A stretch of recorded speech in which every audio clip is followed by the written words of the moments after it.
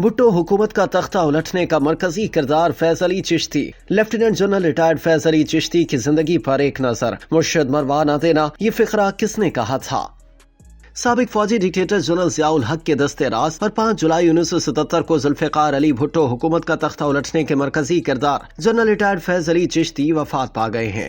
Lieutenant general retired فیض علی چشتی 97 سال کی عمر میں 23 دسمبر کو انتقال کر گئے۔ ان کے بیٹے کا کہنا تھا کہ والد کافی عرصے سے علیل اور اسپتال میں زیر علاج تھے۔ سابق وفاقی وزیر لیفٹیننٹ جنرل ریٹائرڈ فیض علی چشتی دل اور پھیپھڑوں کے عارضے میں مبتلا تھے۔ لیفٹیننٹ جنرل ریٹائرڈ فیض علی چشتی وفاقی وزیر، کور کمانڈر اور پاکستان ایکس سروس مین سوسائٹی کے صدر بھی رہ چکے ہیں۔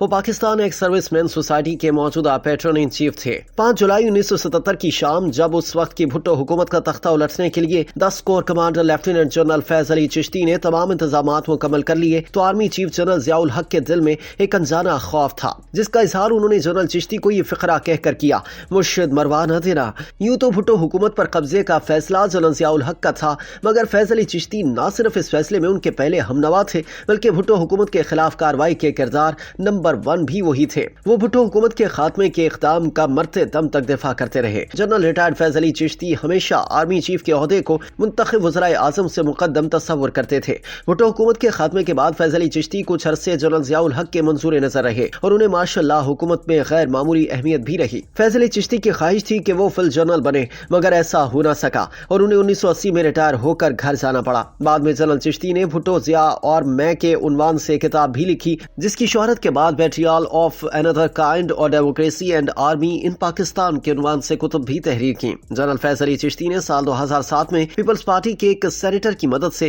بے نظیر بھٹو سے خفیہ ملاقات کر کے 1977 میں اپنے کردار کی وضاحت بھی کی تھی، مگر جب ان سے اس بابت پوچھا گیا تو انہوں نے تردید کی۔ جنرل فیض علی چشتی بھارت کی دہرادون برٹش ملٹری اکیڈمی سے تربیت یافتہ تھے۔ وہ پیدا تو بھارتی پنجاب میں ہوئے، مگر تقسیم کے بعد بحیثیت جونیئر فوجی افسر ممبئی سے ایک بحری جہاز پر کراچی آئے اور پھر مرتے دم تک راولپنڈی میں رہے۔